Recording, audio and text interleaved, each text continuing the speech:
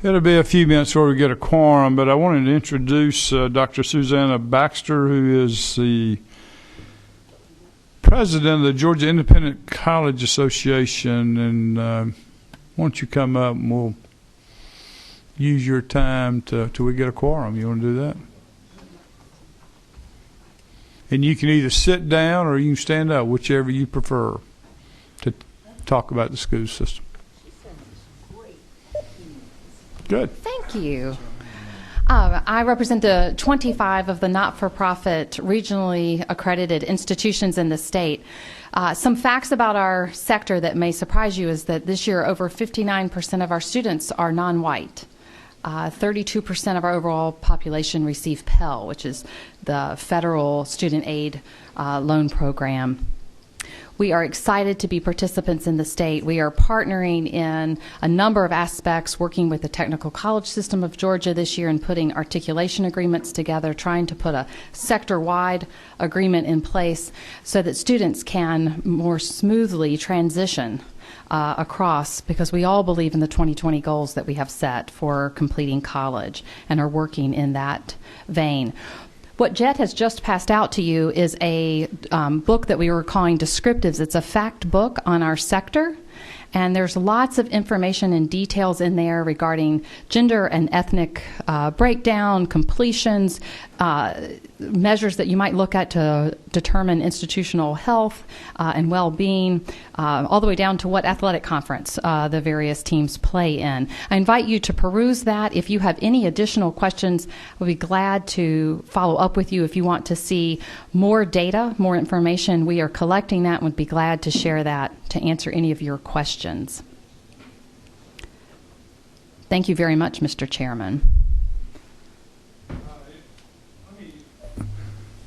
Dr. Baxter, why don't you tell us how many private schools there are now? And I know you, in our private conversation, you talked about you're reaching out internationally. Why don't you highlight some of that? And yes, we have 20. We represent 25. There are 27 that could be in our membership, but we have 25 of them in our membership. So I'll specifically speak to those 25, and you can see easily flip to any of the charts, and you'll see the list of the 25 that we have.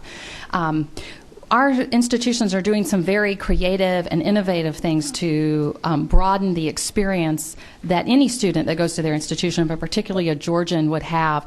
We've got, for example, LaGrange College that has guaranteed a $2,500 scholarship to every student who starts as a freshman and gets all the way to their junior or senior year. They are actually not allowed, but given $2,500, and they have to go study abroad.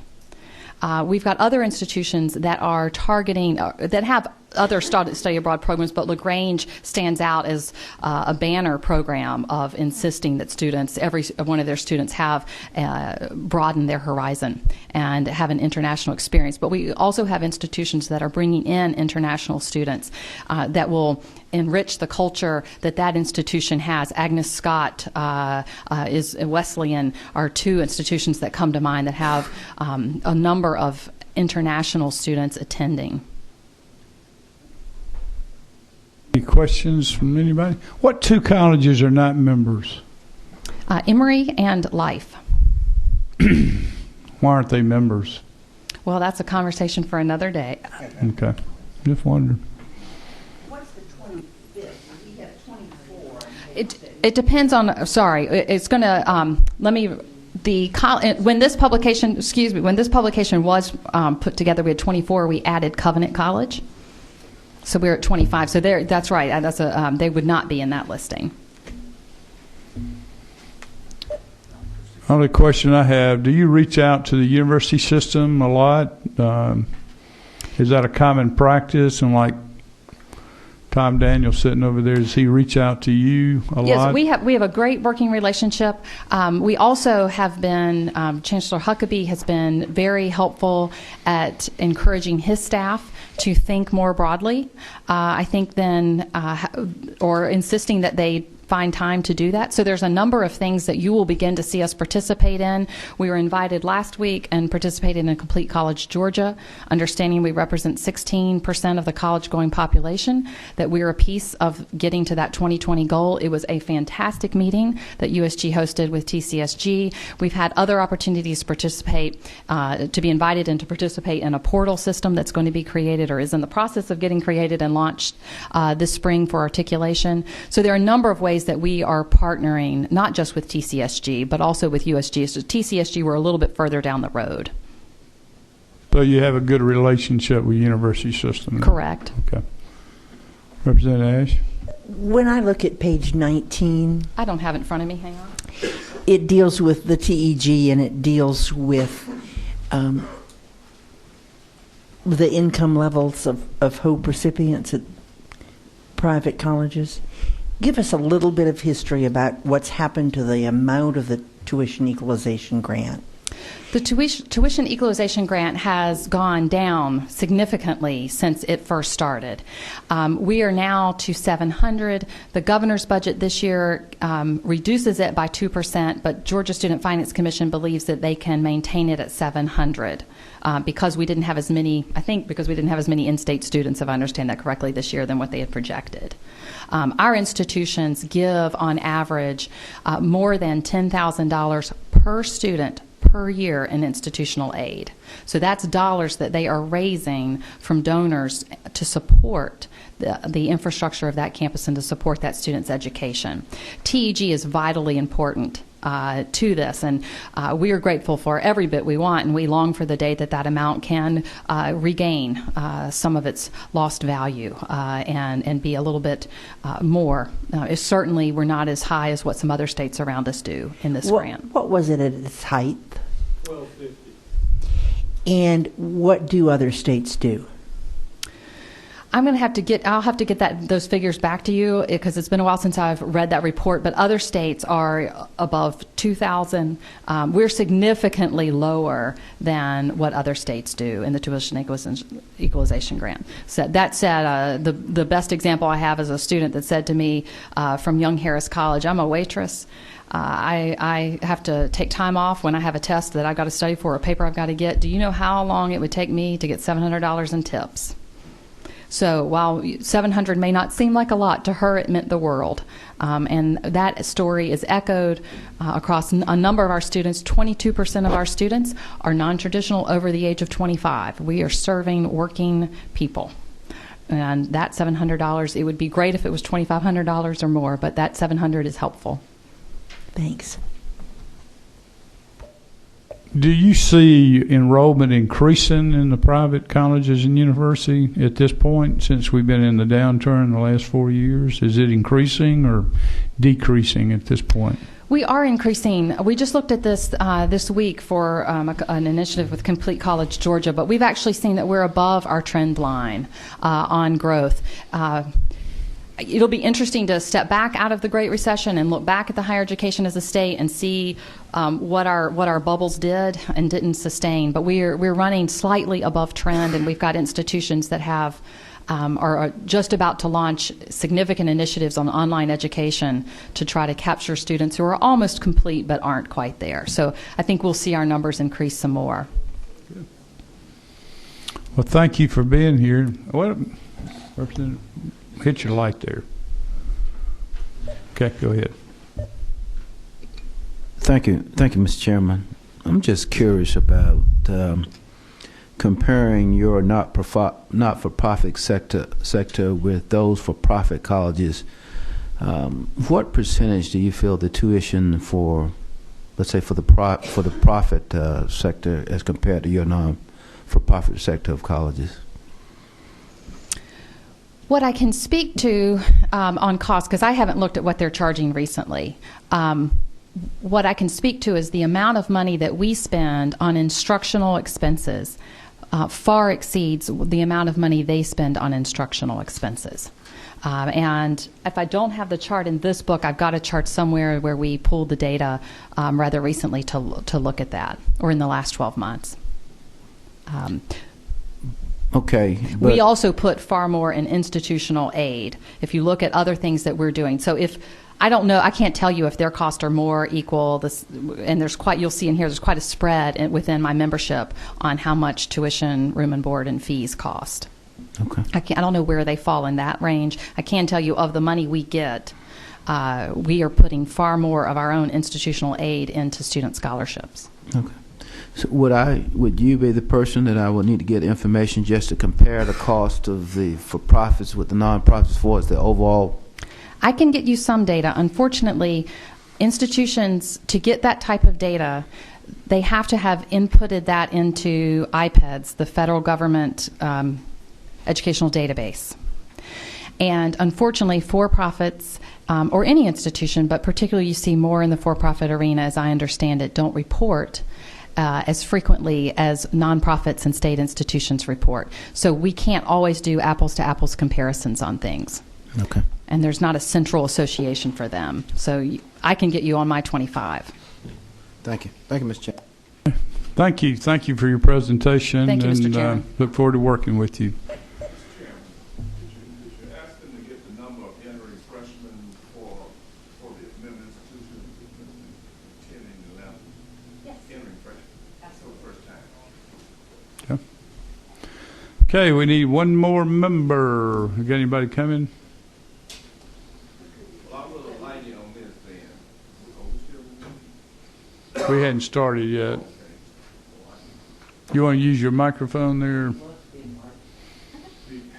What number are you, 12?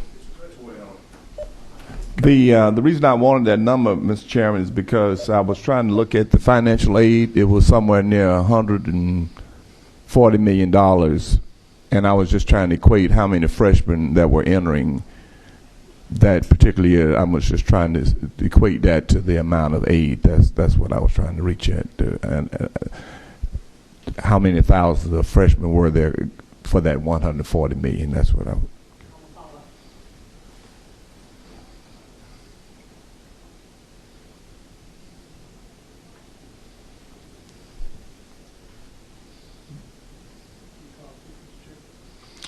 Your aide has. Let me see if I can get somebody.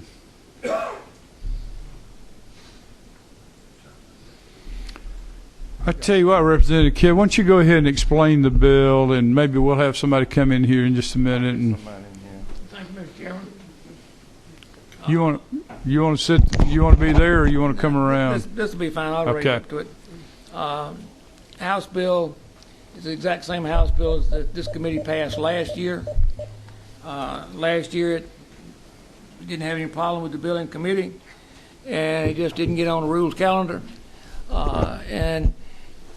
Basically what it said, when funds were made available, so it didn't require appropriations, that the individuals who were willing to sign a contract with GMC to be in the military after graduation would be eligible for the $1,000 stipend money, similar to the way it's done up at North Georgia College in Dahlonega. It doesn't require any direct appropriations now. Just permits them, when funds are made available, if the legislature wants to see fit, to extend that quote-unquote $1,000 scholarship money to students at Georgia Military College and GMC if they're willing to commit to be in the military when they get out of school. We put an amendment on last year that Representative Amerson wanted in North Georgia College, and I know he brought a substitute to you this year, which I don't really like, but it's okay. Tell me what you don't like about it. He tried to explain it to me, but it's a 4-year school. North Georgia is. Your guys and ladies get a commission in 2 years. What his substitute does is says, okay, if they sign up for the 2 years in Milledgeville, they have to commit also for 2 years, an additional 2 years at North Georgia College. So they leave Milledgeville after 2 years, then go to the other 2 years at North Georgia College.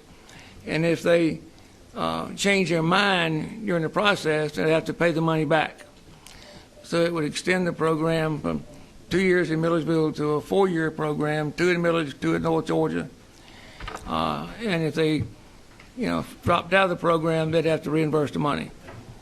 Here again, it's still all depending on when funds were made available. Well, thank y'all for coming in. We got a quorum now. Did y'all just come from the mountains? Next best thing. Continue on, Representative. And the only reason I really, you might say, I didn't really like it is from the standpoint that I was asking for 2 years worth of money. Now the bill asks for 4 years of money.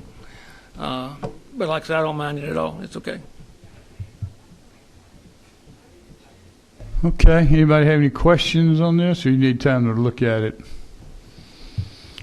Chairman Amerson came to me that North Georgia College State University had a problem with it because of the 2-year commitment at Georgia Military College. They can get commissioned, go in the Guard, go in the Reserve, and not complete their 4-year degree. Isn't that correct? Yes, I'm one of the, they shook the corn down. One of the reasons that North Georgia was against it because it would enable those kids to have a choice between 2 schools. Right now, if they want $1,000, they can only go to North Georgia College. So that was their, part of their objection, and I understand that. With this amendment, it lets them go to GMC and North Georgia College for 2 years apiece. So. Well, at least they finished their degree, correct? Right, that's correct. Okay. And a good part about it is, it makes them responsible if they drop out. You have to pay the money back. Representative Ash, you got a question? I guess my question is... Hit your light. There you go. You got it. Thank you. Does this have any impact on any other colleges and universities in Georgia? No, ma'am. Because these are full ROTC programs.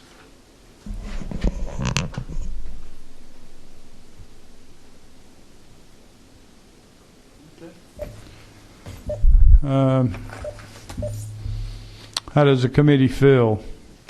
I think we got a good substitute, and we need to work together. And Representative Kidd's not opposed to it; he's not for it, but it's still based on the appropriation part of it. It's okay. It's all right. I don't have a real big problem with it. Representative Long. Motion to do pass. All right, we got a motion and second. Any other discussion? All in favor say aye. Any opposed, like sign. Okay, well, moving on to rules. Thank you. Any help anybody can get to get on the rules, tell them. I appreciate it. So it might not get stuck again this year like it did last year. Okay. Thank you, Representative Kidd, for working with Chairman Amerson and North Georgia and with the system. Thank you. Thank you. That concludes the meeting. Thank you. Right on time. Yeah.